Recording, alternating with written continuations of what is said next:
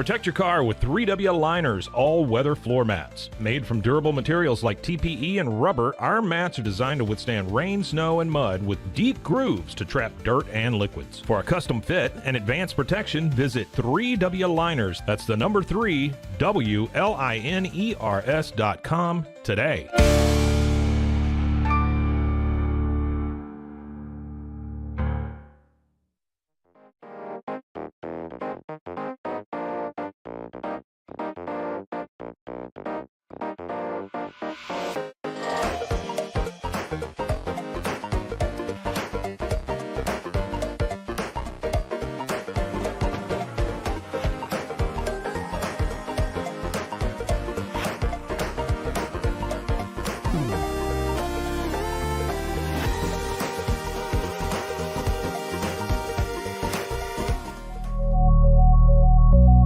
At Acasis, innovation drives us. Since 2008, we've been creating cutting-edge technology products that make your life easier. With a focus on performance, design, and customer service, we're here to help you work smarter, not harder. Join us on our journey to simplify your world. Visit Acasis.com today. That's ACASIS.com today.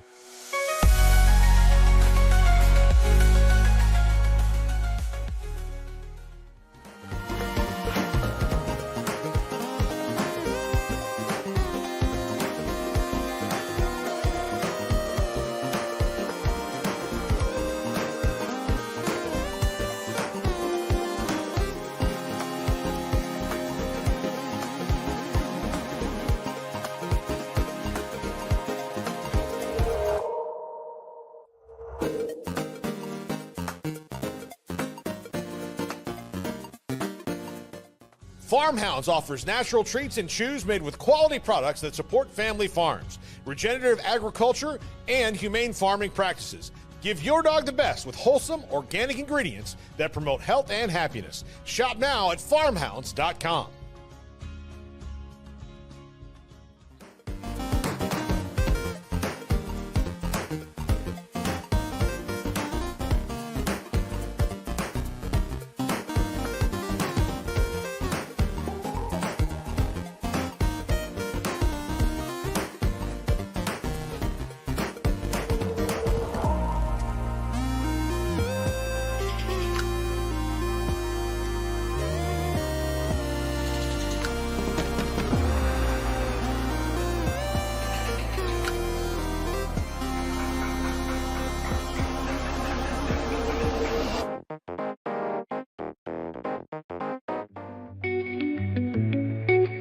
Unlock a world of convenience with Mully Box, your one-stop solution for personalized subscription boxes delivered right to your door.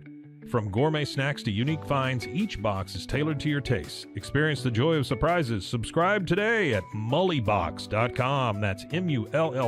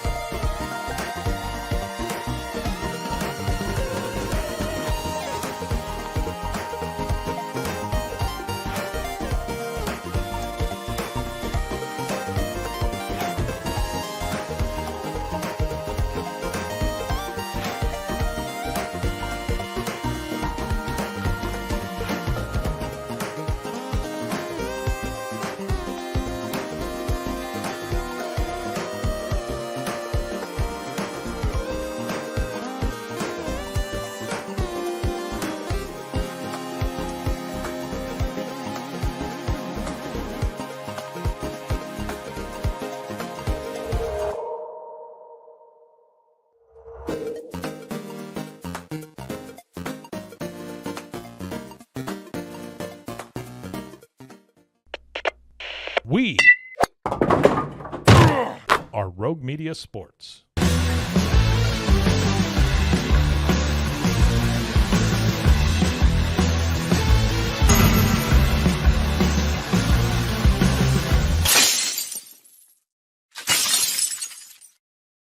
Hello, go. It's the Cam Show on Rogue Media Sports Network, live on YouTube, just as we are high noon Eastern time every weekday, and then wherever you get your podcasts as well. I'm Cam Stewart, your host. Zach Burke keeps us on the air 5 days a week, talking nothing but Boston sports, baby, because I'm a meathead that's slightly autistic, and that's all I know how to talk about, brother. So that's what we're going to do. Once again, we're talking draft until Friday, just so you guys know. We are now a couple of sleeps away, 2 sleeps away, actually, until the Patriots are on the clock at number 4 overall in the first round. We're looking at how they can attack the skill positions in this draft and whether they might actually use that number 4 pick on a skill position. And a Boston sports host who actually made a really good point this morning.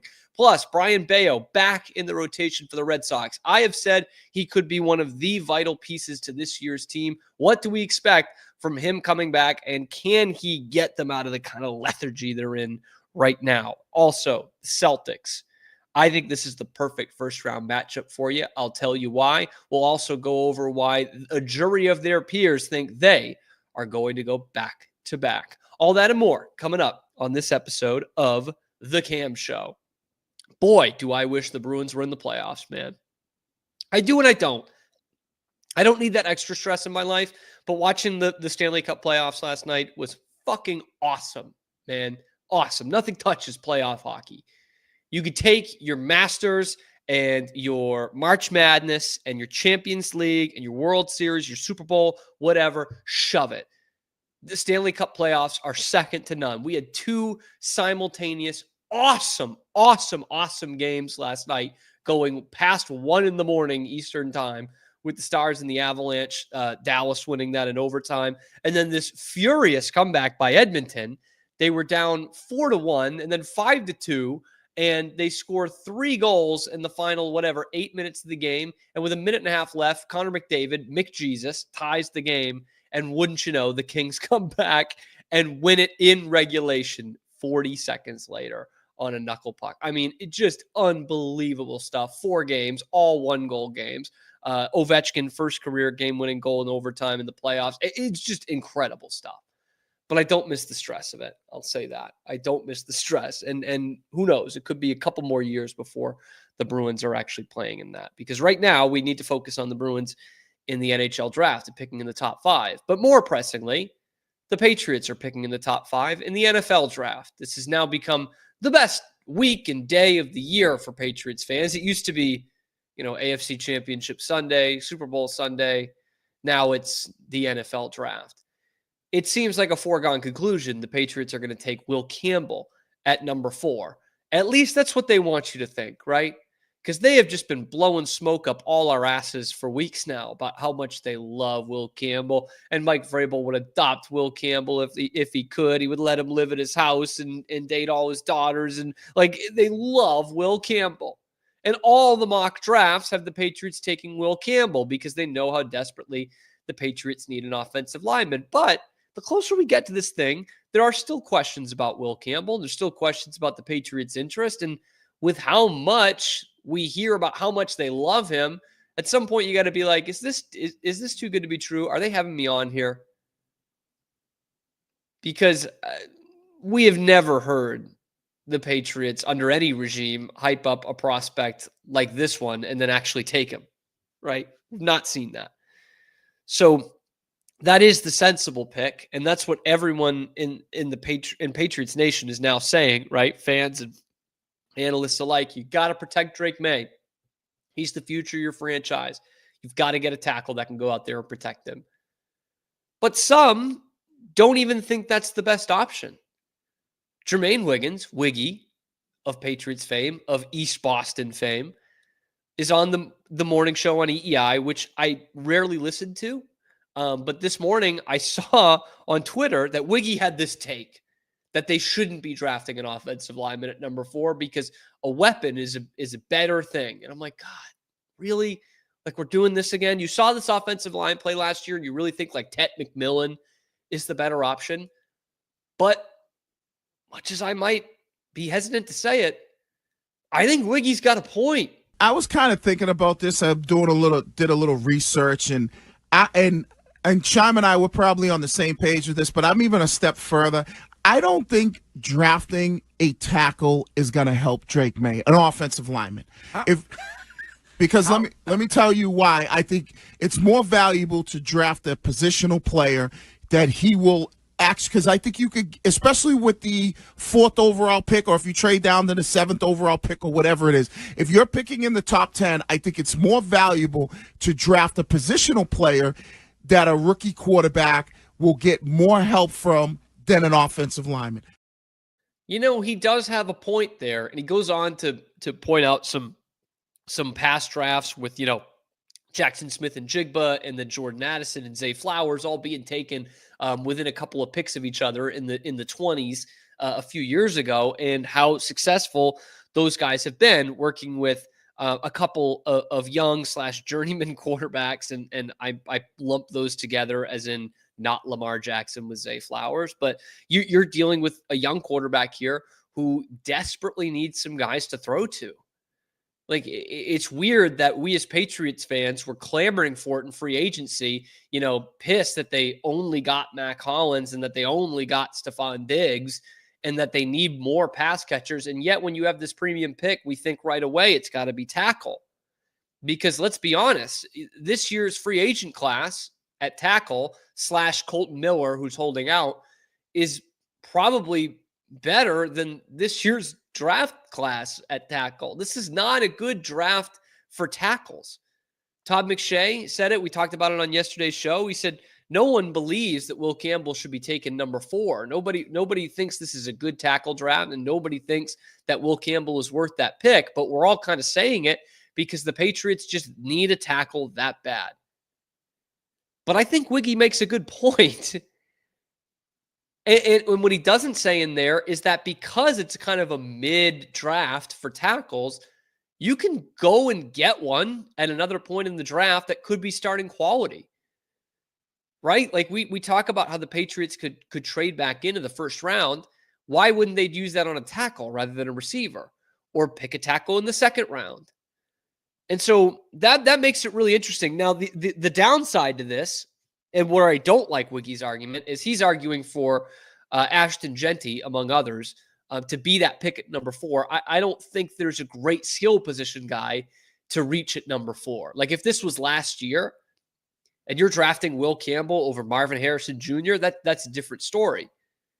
But right now, I think your next best skill position guy that would fit with the Patriots, even though they've got 2 guys locked up at this position, is Tyler Warren, the tight end from Penn State, who I love this kid. I love Tyler Warren. I think he's got a lot of Brock Bowers in him.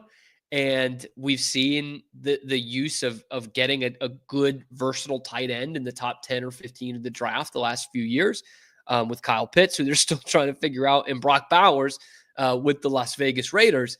I think there's absolutely a good argument to be made that the Patriots would love to have Tyler Warren. But at number 4, it's one of the highest drafted tight ends ever. That's a tough one to justify. But I would say the same thing about an offensive guard. And yet here we are. Everyone has them picking Will Campbell. So I find this fascinating because on paper, and this is how I read it this morning, a lot of us would be like, what are you talking about? Kind of give that face that Greg Hill was giving. What are you talking about? They don't need an offensive lineman. Did you watch this shit last year? Are you kidding? They also used some bad arguments. Wiggy said that, oh, you know, he only got sacked 34 times, Drake Maye, in 13 games. The Patriots did give up 52 sacks last year. That was 5th in the entire league. And beyond that, because that sack numbers are not incredibly high for Drake Maye, but A, he's a very mobile quarterback who can get out of the pocket, and B, he went through concussion protocol twice. That's not what you want, right? You don't want the kid taking hits to the head, whether he's out of the pocket, whether it's registered as a sack or not. You don't want him taking hits to the head. And that's not directed as a sack or recorded as a sack, but it's because the offensive lineman couldn't block. And that's why he used to get out of the pocket so much. But one thing I do also find interesting about those sack numbers is the teams ahead of them, 3 out of the 4 teams ahead of them were not great. Seahawks at 3, Browns at 2, and Bears at 1. Those are 2 teams picking inside the top 10. The Texans were at number 4. The Commanders were at number 7. They only had 2 less sacks than the Patriots. The Texans had 2 more given up than the Patriots. And what do both of those teams have? They clearly don't have good offensive lines, but those 2 teams both have young quarterbacks with plenty of weapons around them. You know, with the Texans, you're looking at Tank Dell. They had Steph Diggs last year. With Washington, obviously Terry McLaurin. Zach Ertz had a nice year. Like, they've got guys for those young quarterbacks to throw to. And so maybe that limits, or maybe doesn't necessarily limit the sacks, obviously. They're both in the top 10. But it does show how effective your offense can be even with a bad offensive line. And if you trust Doug Marrone the way I think they trust Doug Marrone, you should be able to put some semblance of an NFL offensive line unit out there, which they really couldn't do last year. So as much as I think that show puts out bad take after bad take, this is a good take. Maybe the Patriots do need to get a weapon. I think you should be taking the best available player. Which brings me to my next point. Is anyone arguing that Will Campbell's the best available player? I think this is fascinating that all this whole offseason, when you've heard from Mike Vrabel or Elliott Wolf or the people close to the team, covering the team and are getting fed information, they all say the same thing. The Patriots are a dumpster fire. They're a mess. Take the best player available. But suddenly, the week of the draft, it's a foregone conclusion that they're going to take an offensive lineman who could be there at 10 or 12 or 15 and pick him at number 4. Is that picking the best available player? Or is that chasing a position? Because which one is it? It's one or the other here. If you're out there saying, as the Patriots, hey, we had a terrible offensive line last year, we really need to go out there and get a tackle, I think your fans buy into that. They more or less have. But when you're telling us that it needs to be the best available player, and you're going to pick a tackle who might literally not have the size to be a tackle in the NFL, who does not reach the measurements that any all-pro, Pro Bowl tackle has ever reached, then how is that the best available player? That's what I'm missing here. That's the best available guy at the position that you want, which are 2 very different things. Because to me, at number 4, Jalen Walker is probably the best available player. And then you can make an argument for a guy like Tyler Warren or Ashton Genty, whom I don't want, but you can make that argument. But it's not Will Campbell, is what I'm trying to say. And there are all kinds of ways for the Patriots to beef up this wide receiver room without, that number 4 pick. Again, they could trade back into the first round. Guys like Tetairoa McMillan, who was once, seen as potentially a top 5 pick, could be slipping into the 20s, which is where you could trade back into and possibly get him. But I think this is the closer we get to this draft, the more we realize this draft stinks. It really does. There's no position group that is feeling great about this draft. There's no GM that's like, man, this is where we're really going to strike it big. And we say that about tackle all the time, but it's really the same way about wide receiver as well. Tetairoa McMillan is the number 1 guy on the big board. I see too many similarities to a guy like N'Keal Harry for me to be comfortable. Matthew Golden is now probably going to be the first receiver taken, the kid out of UT. But looking at some of the other ones, I look at Jaden Higgins, who's 3rd or 4th on any board that you see. So could be a mid to late 2nd round pick. Jaden Higgins from Iowa State.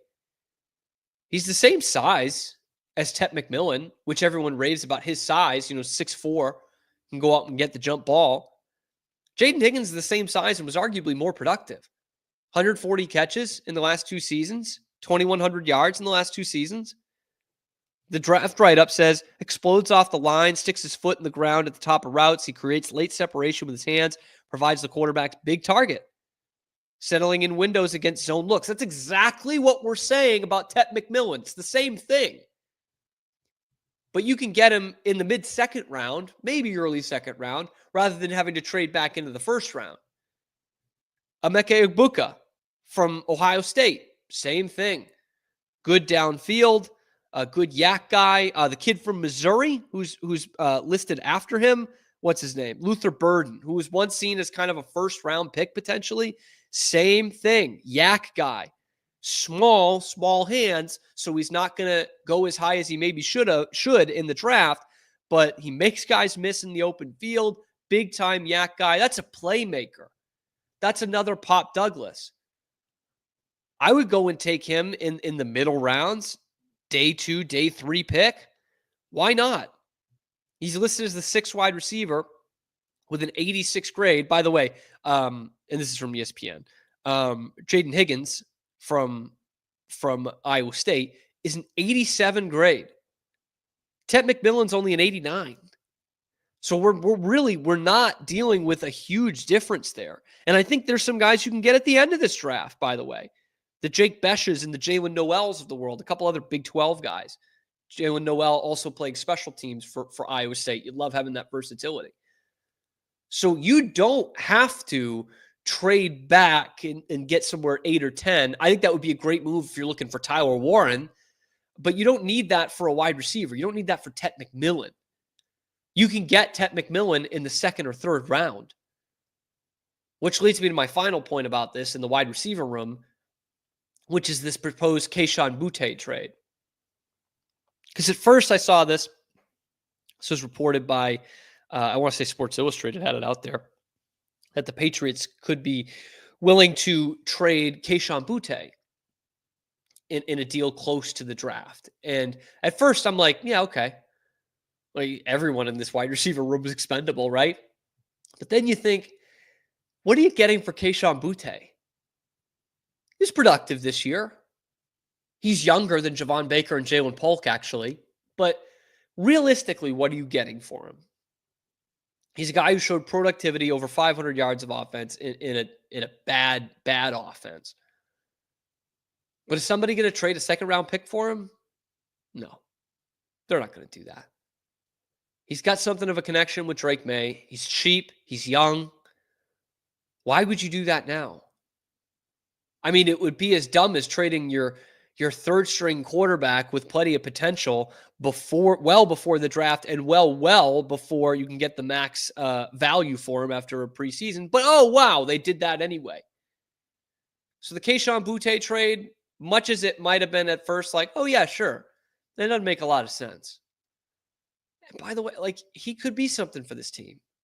He could. I'm not going to say he's going to be an all-pro, but he could be something for this team. And you have a wide receiver room then of Steph Diggs and a bunch of young promise, be it, Boutte and Polk and who knows, maybe Javon Baker. And then one of these guys, maybe 2 of these guys in the draft, Higgins or Burden or Egbuka, any of these guys, you've got young, promising talent there working with a young quarterback and a heck of an offensive coordinator. The closer we get to it, I'm still convinced they're going to draft Will Campbell, but the more I think it's just not the best move. It's just not. And you can get tackles at other points in this draft. You can get the 3rd tackle in the draft by trading back into the 20s. You can do that. You can find the kid from Minnesota in the 2nd round. You've got 2 3rd-round picks. There's a way to get an NFL starting caliber tackle in this draft without reaching on a guard at number 4 overall. But anyway, let me know what you guys think down in the comment section below. Be sure to like the video, subscribe to the channel. Only about 10% of you guys watching are actually subscribed to the channel.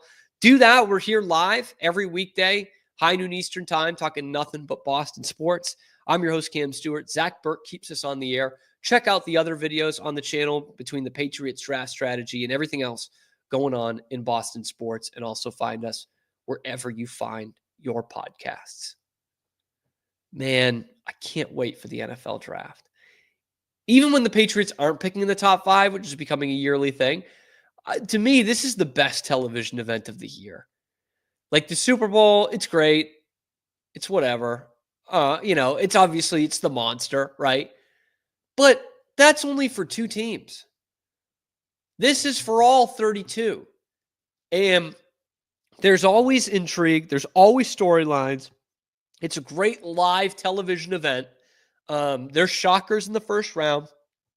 Even as crazy as it is between the NFL draft and the NBA draft, we get the Schefters and the Shams, I guess now, not Woj, who break the pick right before. But if you're not on Twitter, you're like that guy in the bus meme who's looking out the side, looking out the window on the side that has the beautiful view, because shit changes, man. No one expected Michael Penix to go in the top 10 last year. Like, there are still shocks in the NFL draft, and there's guys that slip, and that becomes a big story. Oh my gosh, are the cameras going to be on Shedeur Sanders on Thursday night? Because there's still a chance that he's not even picked on Thursday night, and you get the number one story of the draft. So to me, it is the best TV sports event of the year, which for me makes it the best TV event of the year. The Super Bowl is great, but you're just getting Patrick Mahomes in it every year. This one, every team, every fan base has some hope, and a lot of them will end up being disappointed. I love the NFL draft, man. I love the music. I love the kind of showcase of it. I love when the guys slip. I love when the old tweets come out, even though I think that's a stupid routine. I love when Laramie Tunsil wears a gas mask to smoke weed and he drops in the draft and then becomes one of the best tackles in football. I just love it. Shout out to the NFL draft. 2 more days until we get that. In the meantime, I guess we just got to deal with baseball and playoff basketball in this town. I think we can live. Coming up next on the Cam Show, let's talk about Brian Bayo. He's going to make his season debut tonight and why he might be a genuine, humongous X factor for this Red Sox team. That's next on the Cam Show. We'll be right back after these quick words from our sponsors. This is Rogue Media Network. Golf Partner, the world's largest golf store network, offers more purchasing opportunities than anywhere else. With a dominant market share and a wider selection of quality secondhand golf clubs than our competitors, we make it easy for you to enjoy the game with affordable, top-quality equipment. Join us at golfpartnerusa.com and discover why we're the trusted choice for golf lovers worldwide. That's GOLFPARTNERUSA.com. Golf Partner. Since 2003, Bluehost has been empowering people to harness their brands online with innovative web hosting solutions. Trusted by over 2 million users, we're the longest-running WordPress.org recommended host. With Bluehost, you get a safer, better web experience, supported by the world's most popular site builder, and backed by our commitment to open-source projects. Visit Bluehost.com today and take your website to the next level. Experience the future of secure private cloud storage with Internex. Protect your files with end-to-end encryption, ensuring your data stays private and accessible only to you. Enjoy seamless, fast storage without compromising security. Visit Internex.com today and take control of your digital life. That's INTERNXT.com today. Apollo Neuro is a new kind of wearable that helps your body recover from stress. It's like a wearable hug for your nervous system that helps you calm down and feel better. The Apollo wearable will send gentle vibrations to your body, like a song you can feel instead of hear. You feel better, you sleep better, and you can get back to being yourself. Learn more at apolloneuro.com. And now, back to our show. We are back on the Cam Show, Rogue Media Sports Network. I'm your host, Cam Stewart. Zach Burke keeps us on the air. Those of you who watched yesterday, and certainly Zach will remember, there we go. Whew. I was like itching my nose, scratching my nose like a madman. And by the end, I looked like Mr. Krabs in that robot episode, like everything was bright and red. I took a Claritin after the show. Just to want an update to you guys, I just took a Claritin in the commercial break, which means you're only supposed to take one every 24 hours. I have taken 2 in the last 23 and a half hours. So if there's no Cam Show tomorrow, you can sue Claritin for me because I will be gone. Sorry about that. We talked about the Patriots draft strategy, first round, how they should be going for a skill position guy rather than the offensive lineman route. And I think that is a really good argument. So if you missed that, check that out on the channel, on the YouTube channel, or rewind this live stream if you want to. But now we can talk Red Sox. Yesterday, I railed against Tanner Houck and how he has been a huge disappointment this year, and really since the All-Star break last year, since he pitched in the All-Star game. And this Red Sox rotation has kind of pieced it together so far, but they really need Brayan Bello to come back and be effective. And this is going to be putting a lot on this kid's plate. He's coming back tonight, Tuesday night. He's going to start his regular season debut for 2025. They need him to not only be back and healthy, but they need him to be better than he's been in his career. You know, they don't need Brayan Bello of 2024 or 2023. They need the best version of Brayan Bello, which they hopefully have not seen yet. Because again, this was your opening day starter last year. And so we're not talking about patching it together for April or May. Like, I'm serious. If you're going to be a playoff team, I don't know if Tanner Houck's it. I don't. Because I know it's early in the season, but the guy is clearly has a fatigue issue. He had it at the end of last year, and it's carrying over into this season. His arm has been overworked. And even off seasons full of rest has clearly not really helped him out. So I don't know. You might need to shut him down for a period of time. Dick Fitz is on the IL now. Hunter Dobbins, who gave you 2 really solid starts, is now back in Worcester because Brayan Bello is here.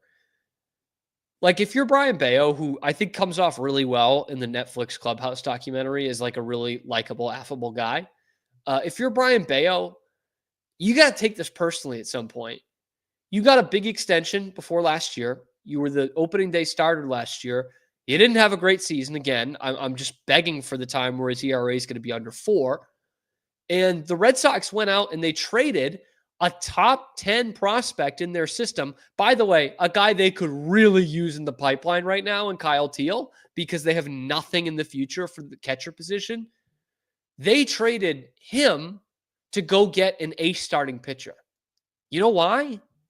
Because you haven't lived up to being an ace starting pitcher in this league.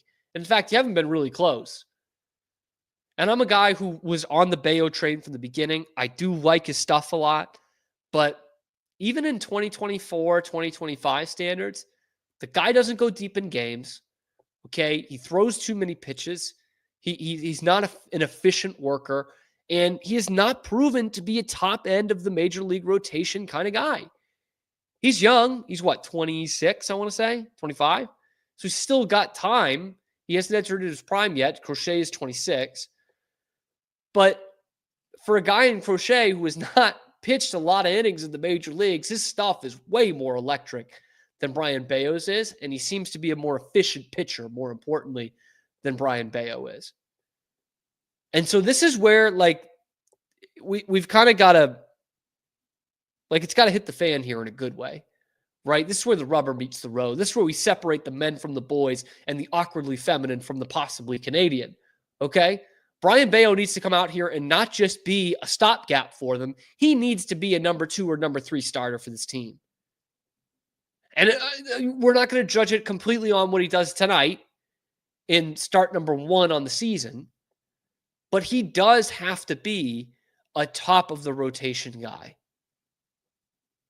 And Alex Cora, I think, agrees with me. As another guy who Cora has taken under his wing, needs more results from.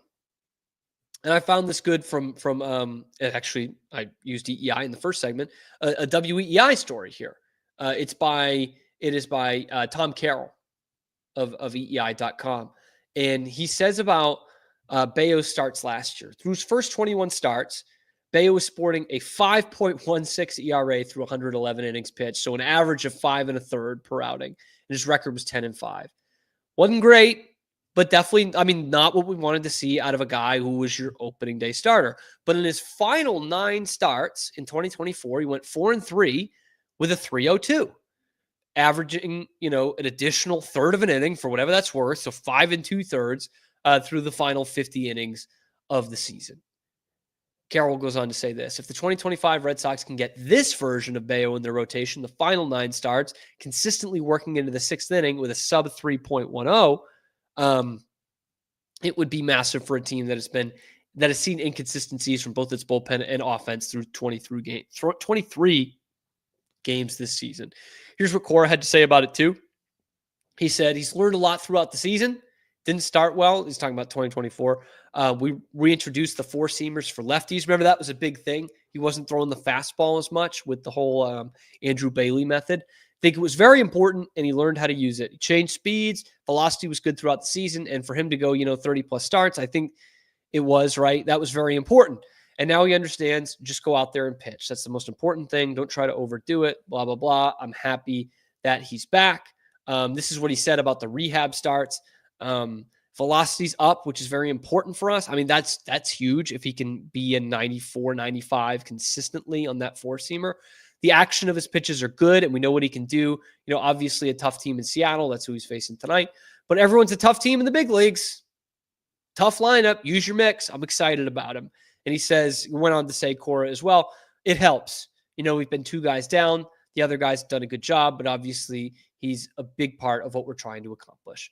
And it is. I mean, 2 guys down, and Newcomb's been okay. Fitz has been okay. Dobbins has been good.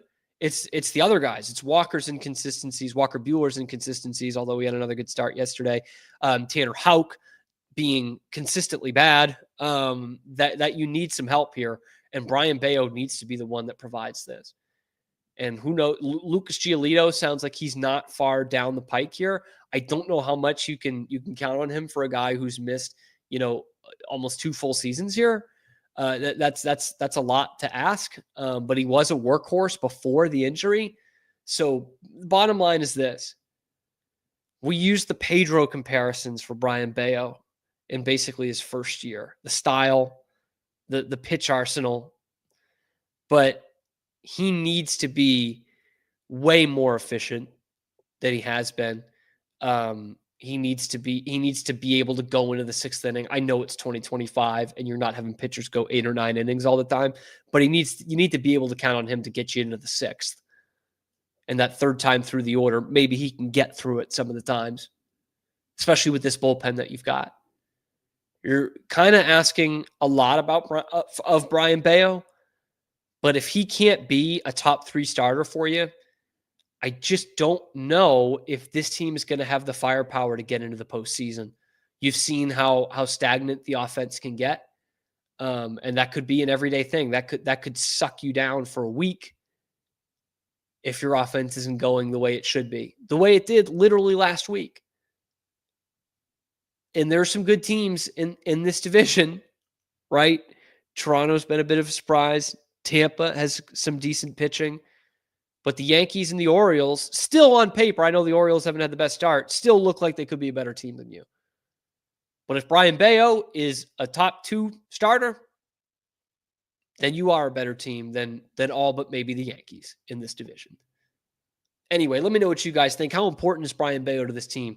Let me know in the comment section below. Be sure to like the video, subscribe to the channel. Only about 10% of you watching are actually subscribed. We're bringing you nothing but Boston sports content 5 days a week because I am slightly autistic, and it's basically the only thing that I can talk about. I'm your host, Cam Stewart. Zach Burke keeps us on the air. Check out the other videos on the channel and find us wherever you find your podcasts. Coming up, I feel good about the Celtics. Zach feels good about the Celtics. But now they might have already won the psychological battle of back-to-back NBA championships. We'll tell you how coming up next on The Cam Show. We'll be right back after these quick words from our sponsors. This is Rogue Media Network. At Fullwell, we bring together the expertise of registered dietitians, MDs, and OBGYNs to give you the best fertility support. Our research-backed bioavailable formulas are crafted with your health in mind, ensuring the highest quality and safety. From preconception to pregnancy and beyond, we exceed industry standards with independent testing for harmful contaminants. With our comprehensive practitioner directory, personalized care is always within reach. Fullwell, your trusted partner on your fertility journey. Visit us at fullwellfertility.com. Experience the perfect blend of exquisite craftsmanship and life-changing technology with Gevi. Every product is built with precision, featuring specialized parts that ensure durability, efficiency, and safety. We put every machine through 6,000 rigorous tests to guarantee long-lasting performance. With cutting-edge technology and a commitment to energy efficiency, Gevi makes your life easier, greener, and more convenient. Upgrade your everyday with Gevi. Visit us at gevi.com to discover more. That's gevi.com. With San, owning iconic furniture no longer requires paying a premium. We use the finest materials like Italian top-grain leather, known for its durability and luxurious feel, and apply meticulous attention to detail in every piece we create. Our replicas are crafted with the same care and precision as the originals, but at a price that makes them accessible. With over 15,000 satisfied customers worldwide, we've proven that high-quality furniture doesn't have to come with a high price tag. Explore our collection today at san.com. At Covers & All, we've revolutionized protective solutions with cutting-edge, customizable covers, tarps, and curtains. Using advanced tech fabrics that are 100% waterproof, UV tear, and abrasion resistant, we ensure lasting durability with hand-sewn double-stitch seams. Our commitment to quality, precision engineering, and customizable options is unmatched. With vertically integrated operations and express shipping, we deliver premier protection at affordable prices. Visit coversandall.com today for the perfect fit, guaranteed to last. And now, back to our show. Back here on the Cam Show, Rogue Media Sports Network. I'm your host, Cam Stewart. Zach Burke keeps us on the air as well. We're talking a lot of Boston sports because that's all we do every day here on the Cam Show. You can find us on YouTube live, high noon Eastern time every weekday, and then wherever you get your podcasts as well. We have talked Patriots. We have talked Red Sox. It is time to talk Boston Celtics. I think the Celtics are going to repeat. Maybe that's wishful thinking because I'm a big-time Celtics fan, but I'm not alone in that. The Athletic put out a poll to the players, the NBA players recently, and asked a bevy of different questions, among them being, who do you think is going to win the NBA title? Of the 137 players interviewed, 79 picked the Boston Celtics to repeat and win the 2025 NBA championship. Picked them to win over the Thunder, who were second with 24 votes. Oof. A third of the votes, actually almost a quarter of the votes that the Celtics received. How is that, man? I've only heard about how great the Thunder are all season long. And look, they are. And they beat the Celtics twice in the regular season. And Shai Gilgeous-Alexander has that MVP aura. Oh, yeah, but when you ask the actual players, they're thinking, yeah, it's going to be the Celtics. Too good. Too much experience. They just did it last year. So I find that fascinating. I really do. And I think right now the Celtics are, obviously in a good spot, but I love this first round matchup, especially what I saw on Sunday against Orlando, because Orlando, and I mean this in a nice way, they're a bunch of pricks. They really are. They're a bunch of young guys who don't know any better and guys that really get after it on the defensive end. They'll play slow. They play really good defense and they'll get after you. And that's, I think, exactly what the Celtics need. We've seen that each of the last two seasons, much more last year than the year before, of where if the Celtics come out playing defense, like really getting after it on the defensive end, they're going to beat you. I don't care who you are. I don't care where you're playing. The Celtics are that talented that if they come out with their hair on fire playing defense and really taking that seriously, they're going to beat you. They have enough offensive firepower to beat you. They showed it against Orlando in game one. Tatum and Brown combined hit 1-3 in the game. They were both non-factors really offensively, but they got after it defensively. They only gave up 86 points, and Derek White beats you with 30 points, and Peyton Pritchard gives you 20 off the bench. That's what they can do even when their best players are not having good nights. So that's why I think Orlando is going to take the best out of them.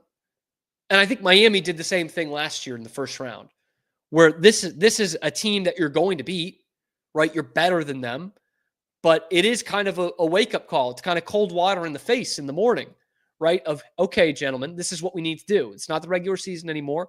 They're going to be playing physical. They're going to be getting after on the defensive end. If we don't answer that bell, then we're beating ourselves. We're doing ourselves a disservice. So I love this Orlando matchup round 1. And even if it does go 6 games, that might even be better for the Celtics than a 4-game sweep. Because again, it is showing, it's kind of waking them up to, okay, yeah, this is what we did last year, and we went 16-3 and we won the title. This is what we got to do again. The offense will come. Missoula ball, it'll come through. But if we're playing defense and we're holding teams under 100, we're going to win every game. I do want to go through some of the other questions asked on this poll because I thought this was really good. The most underrated player in the NBA. There's not much that separates these. 8.8% of the 136 votes cast. 8.8% gives you the number 1, which is Cade Cunningham of the Detroit Pistons. Shout out to the Detroit Pistons who beat the Knicks last night. And I said on this show, that's going to be a really tough series for the Knicks. And the Celtics could be seeing the Pistons in the second round or in the near future here. Number 2, 7.4%, Derek White. I watch Derek White every night. He's my favorite Celtics player. I have him as the number 1 most underrated, but number 2, just fine. Just fine with me. And not that far after him. So Norman Powell's 3rd, Austin Reeves 4th, 5th on the list at 2.9%. Drew Holiday of the Boston Celtics. Peyton Pritchard on there at 2.2% as well. Jaylen Brown at 1.5%. So this goes to show that even after an NBA title with one of the best teams of this century in 2024, 64 wins in the regular season, 16-3 in the playoffs, just crushing everyone beneath their weight, never even getting to a game 6. Even after all of that, they have 4 players in the top 20 most underrated players in the league. Like, do you believe us now about this narrative crap that's going out against the Celtics? Because the players who actually play against them, they're like, yeah, that stuff's a bunch of crap. These guys are legit. But yet we'll still hear that slander all the time. And it's not even, the best evidence of this is what I'm about to say.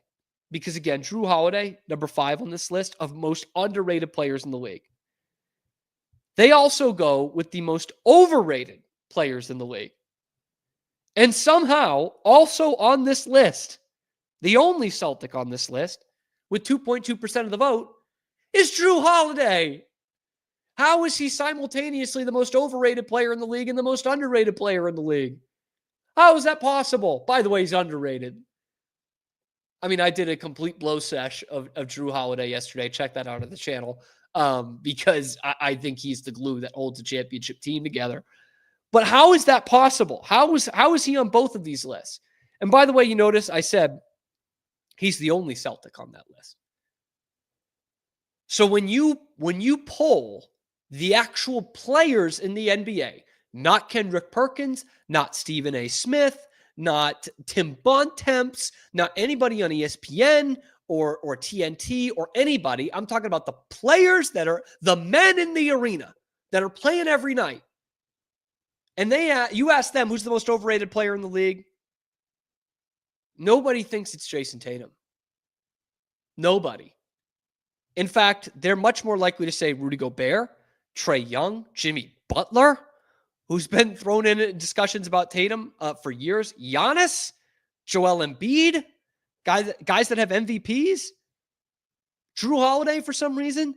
Heck, 2.2% somehow said LeBron James. But they're not saying Jason Tatum.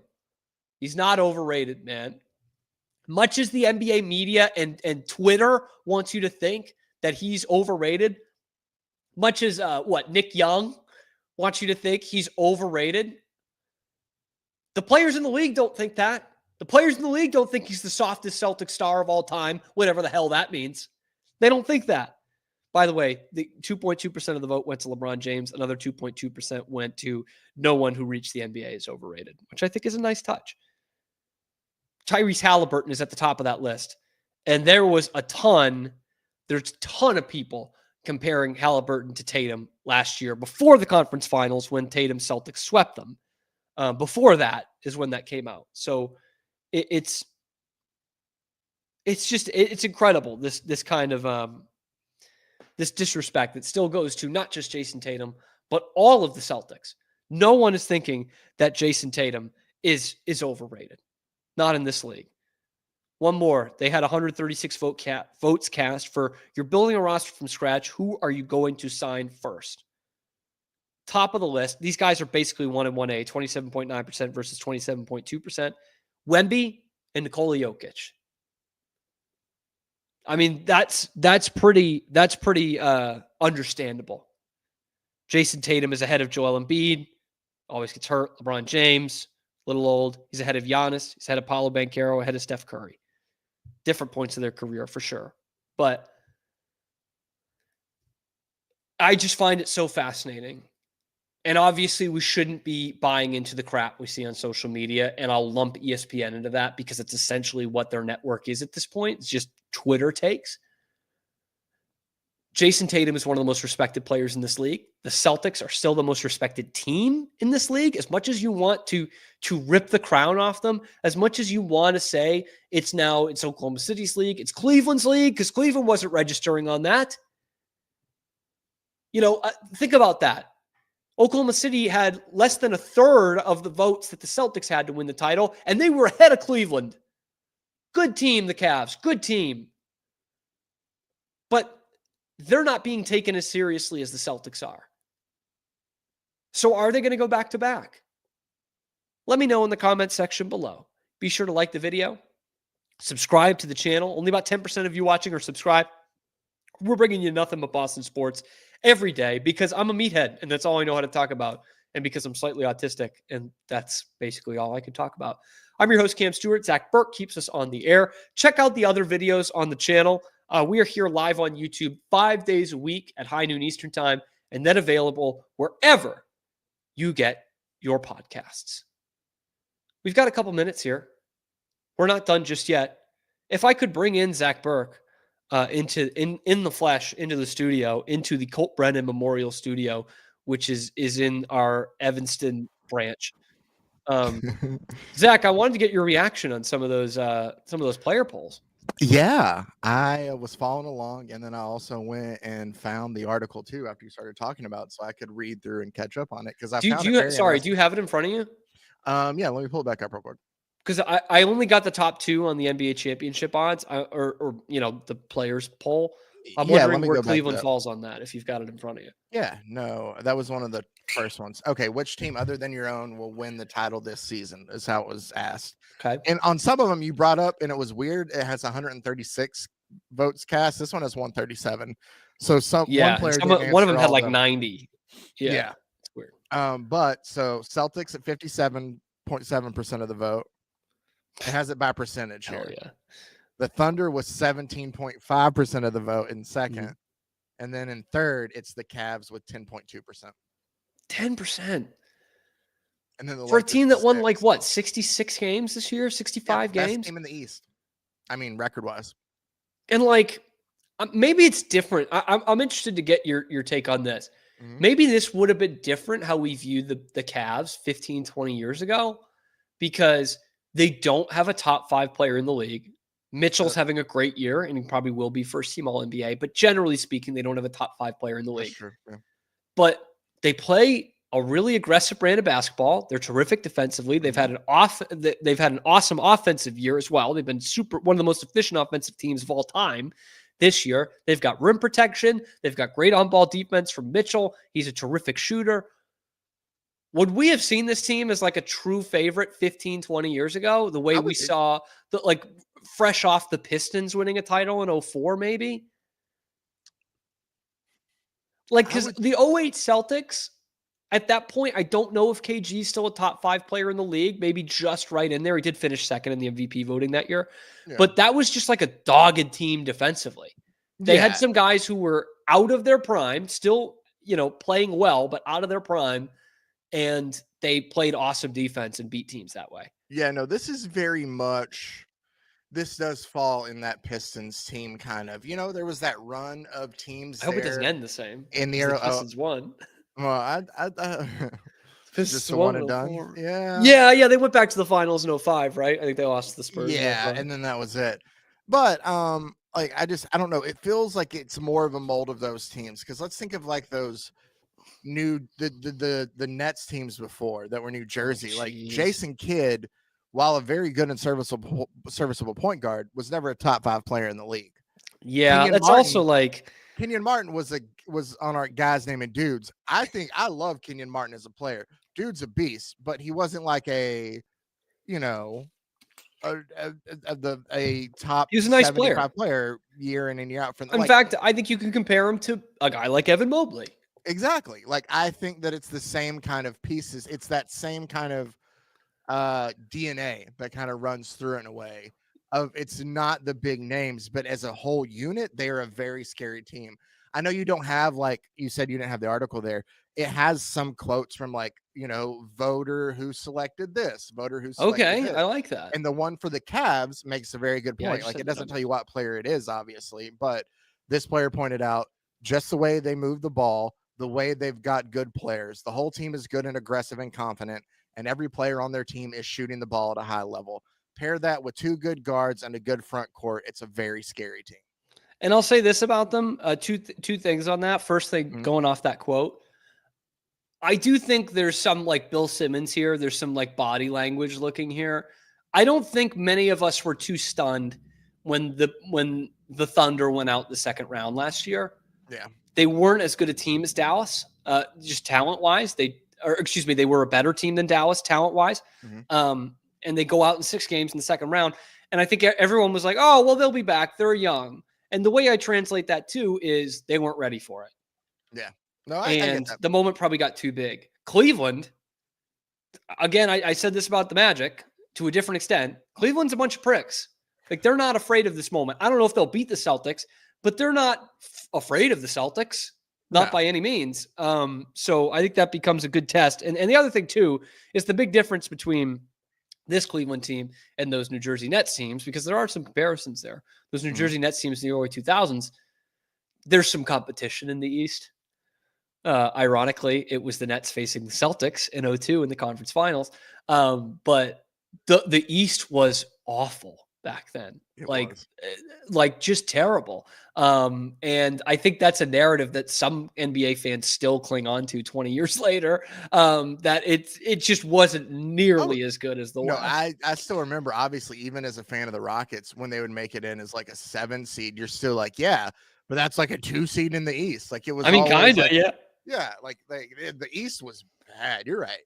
I will say, just to close this out, if you want to know then what the players think of the Celtics then.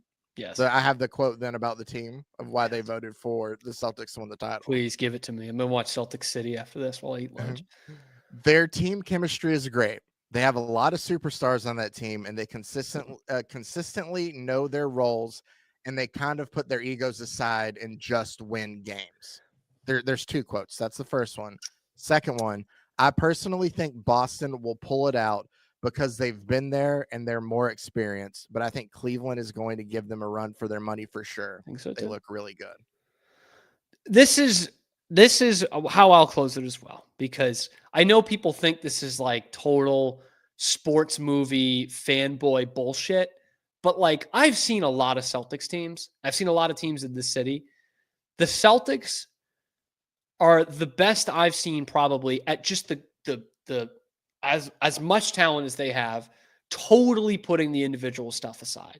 Like the Patriots did it for years, but honestly, they didn't have as much talent as this team had. Like this is an NBA league that is full of stars and built on the star system, and they've got 2 big stars, plus the most underrated player in the league, plus potential future Hall of Famers, in Al Horford and Drew Holiday, and they all put it aside. Like Jason Tatum could be putting up MVP numbers if he wanted to. I know people don't believe that, but as someone who watches him every night, trust me, he could. And they all put it aside.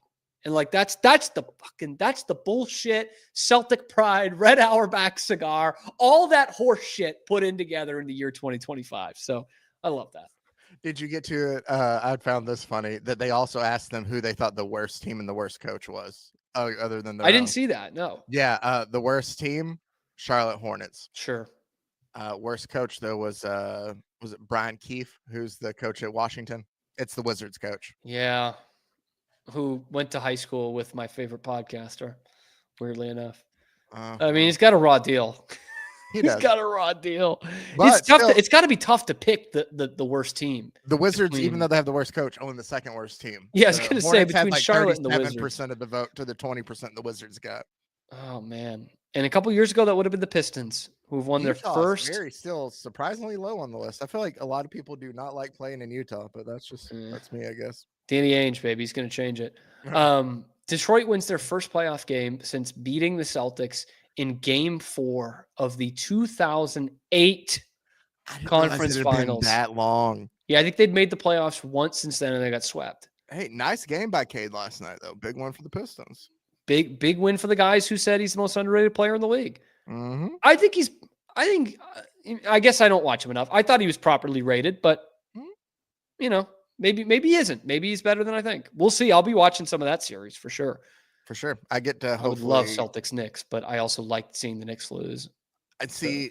I think whatever I get, I'm more excited in some of those. I think there's some sleepers in those Eastern Conference matchups that people aren't realizing could be really good series. We shall see, Zach. We shall see. All right, Zach Burke. I'm Kim Stewart. We already gave you the spiel. I mean, just check us out live on YouTube every weekday, high noon Eastern time. And then wherever you get your podcasts, check out the channel, like the video, subscribe to the channel, and we will see you tomorrow on a little ditty that we like to call The Cam Show.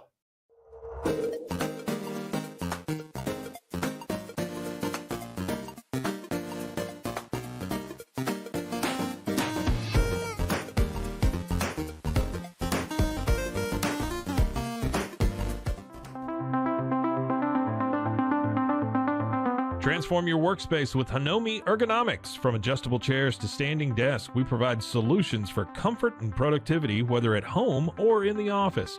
Improve your posture, reduce strain, and work smarter. Visit us at hanomi.co today. That's HINOMI.co today.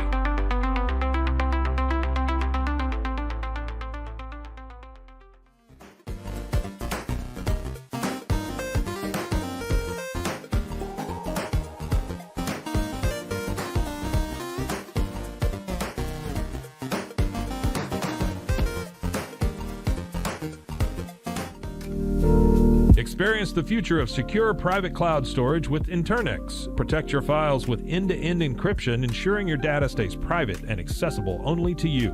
Enjoy seamless, fast storage without compromising security. Visit Internix.com today and take control of your digital life. That's INTERNXT.com today.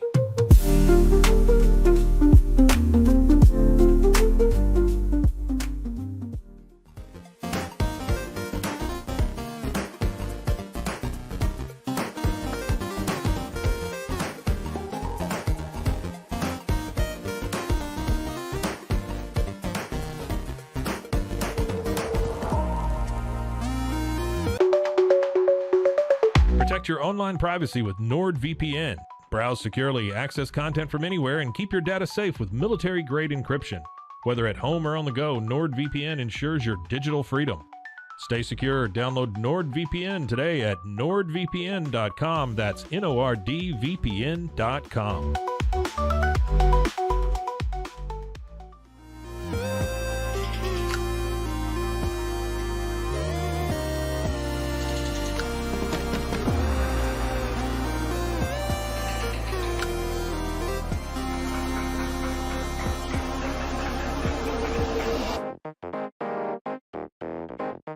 Tusains, we understand that maintaining a healthy lifestyle can be challenging, especially in today's fast-paced world. That's why our mission is to make fitness accessible to everyone, anywhere. Committed to excellence, we adopt a user-centric approach guided by ergonomics and medical science. With a team of seasoned professionals in R&D, design, and manufacturing, we prioritize quality across our entire product line. Visit Tusains.com today and start your journey to better health. That's TOUSAINS.com.